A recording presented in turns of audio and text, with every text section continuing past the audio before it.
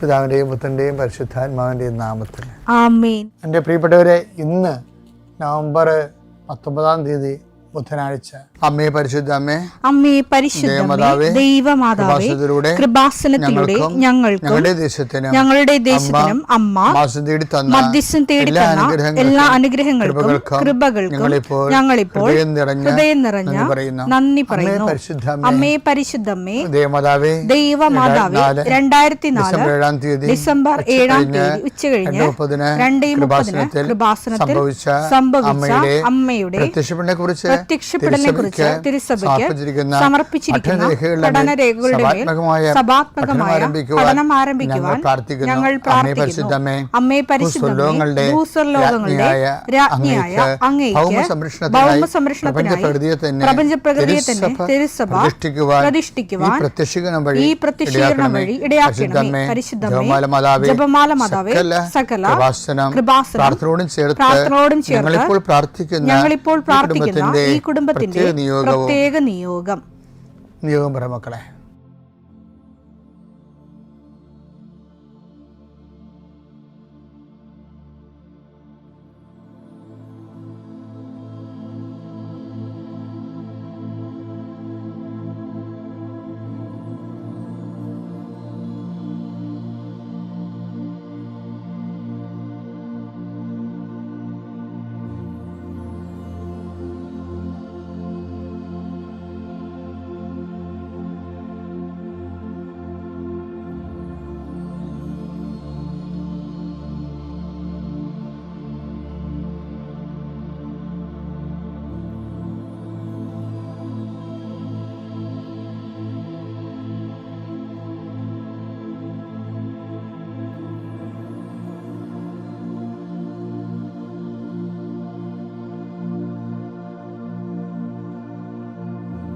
അമ്മയുടെ പ്രത്യക്ഷീകരണത്തിന്റെ ഈ അനുഗ്രഹവേളയിൽ ഞങ്ങൾക്ക് സാധിച്ചു തരുവാൻ കനിയണമേ. ആമേൻ. വിശ്വാസ പ്രമാണം.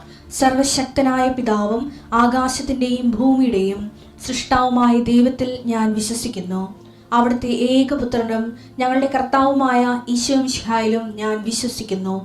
ഈ പുത്രൻ പരിശുദ്ധാത്മാവിനാൽ ഗർഭസ്ഥനായി കന്യകാമറിയത്തിൽ നിന്ന് പിറന്ന് പൊന്തിയോസ് പീലാത്തോസിന്റെ കാലത്ത് പീഡകൾ സഹിച്ച് കുരിശിൽ തറയ്ക്കപ്പെട്ട് മരിച്ച് അടക്കപ്പെട്ട് പാതാളങ്ങളിൽ ഇറങ്ങി മരിച്ചവരുടെ ഇടയിൽ നിന്ന് 3-ാം നാൾ ഉയർത്ത് സ്വർഗത്തിലേക്ക് എഴുന്നള്ളി സർവശക്തിയുള്ള പിതാവായ ദൈവത്തിന്റെ വലതുഭാഗത്തിരിക്കുന്നു.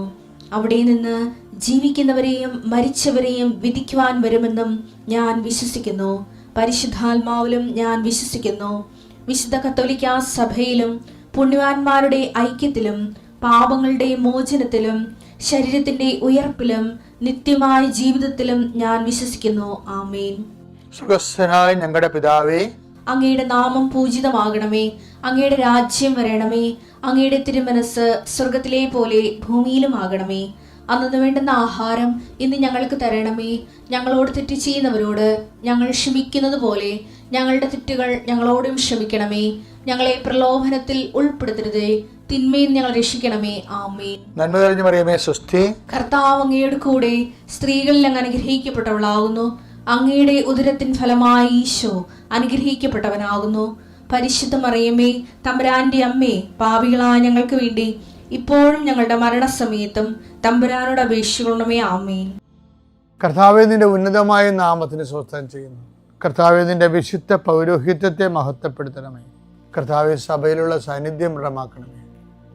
39 വർഷം ഞാൻ അർപ്പിച്ച കൃപാന്റെ യുഗതിയാൽ കൃപാസ്ഥാന ജീവനോടെ പ്രത്യക്ഷപ്പെട്ട മാതാവിൻ്റെ മാധ്യസ്ഥയിൽ അത്താറയിൽ നടന്ന 10,000-കണക്കിന് ആരാധന ശക്തിയാൽ കൃപാസനത്തിൽ നടന്ന റാലിയുടെ ലക്ഷക്കണക്കിന് ജപമാല പ്രാർത്ഥനയുടെ ശക്തിയാൽ അങ്ങയുടെ മക്കൾക്ക് വേണ്ടി പ്രാർത്ഥിക്കുന്നു. പ്രത്യേകിച്ച് കുഞ്ഞുങ്ങൾ ഓർത്ത് വേദനിക്കുന്നവരെ, കേസിലകപ്പെട്ടിരിക്കുന്നവർ, വിസ പുതുക്കാനുള്ളവർ, ജോലിയില്ലാത്തവർ, സാമ്പത്തിക കടങ്ങൾ മാറാത്തവർ, എല്ലാ മേഖലകളിലും തടസ്സമുള്ള മക്കളെ കർത്താവിൻ്റെ നാമത്തിൽ ഞാൻ സാക്ഷ്യം പറയാനുള്ള അനുഭവം കിട്ടാൻ വേണ്ടി ഈശോ നാമത്തിൽ ആശീർവദിക്കുന്നു. നീ വേണ്ടെന്ന് വെച്ച് അവസാനിപ്പിച്ച എല്ലാ കാര്യങ്ങളുടെ മേലും കർത്താവ് പുതിയ മുളകൾ നിനക്ക് മുളപ്പിച്ചു തരികയും നീ നിന്നുപോയ കാര്യങ്ങൾ, നീ വേണ്ടെന്ന് വെച്ച് തള്ളിക്കളഞ്ഞ കാര്യങ്ങളുടെ മേലെ ദൈവം നിനക്ക് പുതിയ പ്രത്യാശ നൽകാൻ വേണ്ടി ഞാൻ ആശീർവദിക്കുന്നു. എൻ്റെ കർത്താവിൻ്റെ ഉന്നതമായ നാമത്തിൽ, സഭയുടെ അധികാരത്തിൽ, കുരിശടയാളത്തിൽ, കൃപാസനത്താറെ ജീവനോടെ പ്രത്യക്ഷപ്പെട്ട മാതാവിൻ്റെ മധ്യസ്ഥത്തിന് രോഗപീഠകളെ ഈശ്വരനാമത്തിൽ സൗഖ്യം പ്രാപിക്കട്ടെ. മക്കൾ, നമ്മൾ ഈ ദിവസങ്ങളിലൊക്കെ കഴിഞ്ഞ ദിവസം ഒരു പ്രത്യേക ചാപ്റ്റർ കോളേജ് ചെയ്യണം, കവർ ചെയ്യണം അല്ലേ. ഇപ്പം അതായത് ഒരു സെക്കൻഡ് ഓപ്ഷൻ ദൈവം അതർ ഓപ്ഷൻ ആകരുതെന്നുള്ള രീതിയിലാണ്.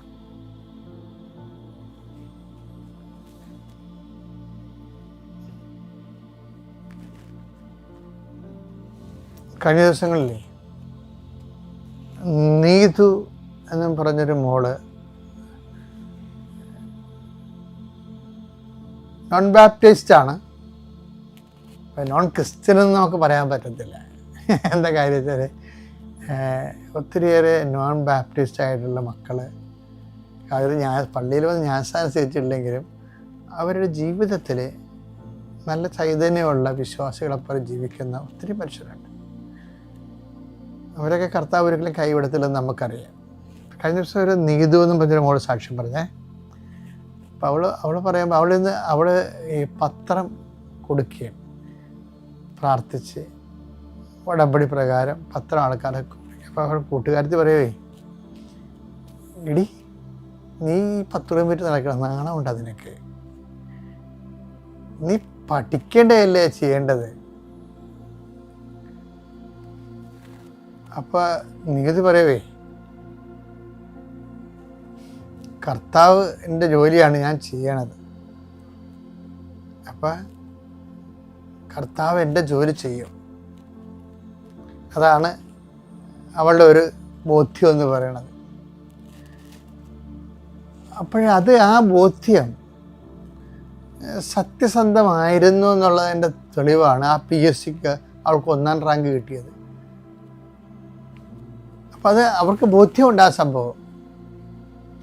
ഇത് എന്താ കുഴപ്പമെന്നറിയാമോ, നമ്മൾക്ക് ഇങ്ങനെ ബോധ്യം ഇല്ലെങ്കിൽ താൻ പാതി ദൈവം പാതി എന്നൊക്കെ പറഞ്ഞാലും കുറച്ച് കഴിയുമ്പോൾ ഈ ദൈവം എന്നുള്ള സംഭവം ഫെയ്ഡ് ഔട്ടായിട്ട് പോകും. അതാണ് എൻ്റെ കുഴപ്പം. എന്നിട്ട് നിങ്ങൾ നാളെ ജയിക്കുകവരും ചെയ്യണമെങ്കിൽ ആദ്യം ഞാൻ പ്രാർത്ഥിച്ചായിരുന്നു, ഞാൻ കഷ്ടപ്പെട്ട് പ്രവർത്തിച്ച് പ്രവർത്തനം ചെയ്തായിരുന്നു, അതുകൊണ്ടാണ് എന്നൊക്കെ പറഞ്ഞ് കൃപാസനത്തിൽ വന്ന് ചില സാക്ഷിയൊക്കെ പറയത്തില്ലേ. ഇപ്പം ഞാൻ ചിരിക്കത്തൊന്നുമില്ല, ഞാൻ നോക്കത്തുമില്ല. അത് എന്നുവെച്ചാൽ എനിക്ക് അറിയാം കുറച്ച് കഴിയുമ്പോൾ ഇവർ വൃത്തിയും വിനയില്ലാത്തവരാണ്, ആധ്യാത്മികമായിട്ട് കൃത്യതയില്ലാത്ത ആൾക്കാരാണെങ്കിൽ, അതാ ഉദ്ദേശം പറഞ്ഞത്, ആധ്യാത്മികമായി കറക്റ്റല്ലെങ്കിൽ 6 മാസം കഴിയുമ്പോൾ ഇവരുടെ കള ഇവരിലും തന്നെ രൂപപ്പെട്ടു വരും. ബൈബിളിൽ എങ്ങനെ വെച്ച് കഴിഞ്ഞാൽ മറ്റുള്ളവർ വന്നു പ്രഭു നമ്മൾ വിതച്ചത് നല്ല വിത്തല്ലേ, കള എങ്ങനെ രൂപപ്പെട്ടു, അത് ശത്രു ചെയ്ത പണിയാണ്. കുറച്ച് കഴിയുമ്പോൾ ശത്രു തന്നെത്താൻ പറയും, എന്താ പറയുക, അതിപ്പോൾ ഞാൻ പഠിച്ചത് കൊണ്ടാണ്, പ്രാർത്ഥിച്ചതല്ല, എനിക്ക് എല്ലാത്തിനും പണ്ടേ മാർക്കുള്ള ആളാണ്, ഞാൻ ബുദ്ധിപരമായിട്ട് എൻ്റെ ക്ലാസ്സിൽ ഫസ്റ്റായിരുന്നു.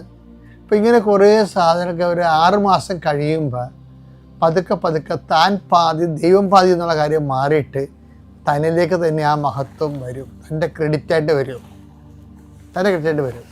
അതാണ് ഇതിൻ്റെ ഒരു അപകടം എന്ന് പറയുന്നത്. ആദ്യം വരത്തില്ല, ഒരു 6 മാസം കഴിയുമ്പോഴാണ് ഇത് നമ്മുടെ ഉള്ളിൽ തന്നെ ഇങ്ങനെ ഒരു രീതി, ദൈവത്തിൻ്റെ മഹത്വം നമ്മൾക്ക് സ്വയമായിട്ട് നമ്മൾ ഏറ്റെടുത്ത് നമ്മളൊരു അതർ ഗോഡായിട്ട് മാറും. അത് ശ്രദ്ധിക്കണം. ഇങ്ങനെ നല്ല കാര്യങ്ങളൊക്കെ സാധ്യതയൊക്കെ അച്ഛൻ പറഞ്ഞൊക്കെ നിങ്ങൾ കൃത്യമായിട്ട് ശ്രദ്ധിച്ചാണ് നിങ്ങൾ ആത്മീയ ജീവിതം നയിക്കണമെന്നുണ്ടെങ്കിലല്ല, നിങ്ങൾ ദൈവം നിങ്ങളൊക്കെ ഒരിക്കലും വിട്ടുപോകത്തില്ല. ദൈവം നിങ്ങൾ അനുഗ്രഹിക്കട്ടെ.